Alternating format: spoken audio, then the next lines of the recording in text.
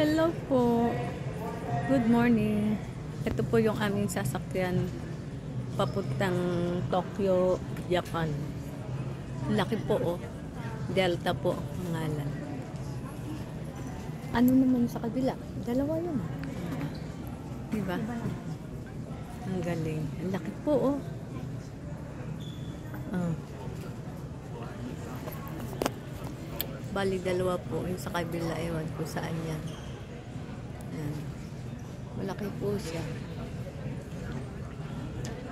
Ito po yung terminal dito sa ano. Pero mas maganda po sa Pilipinas talaga ang terminal. Pero ang kagandahan lang dito, maluag. Maluag. Hindi katulad sa Pilipinas. Kadaming tao na nag-aantay. Diba? Ang kagandahan lang sa atin, walang stop. Ibig sabihin yung 24 hours gising ang mga tao. Saan tayo? Okay.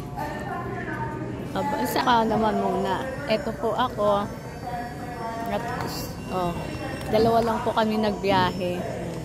Para masubukan po namin magbiyahe ng ano. Salamat po.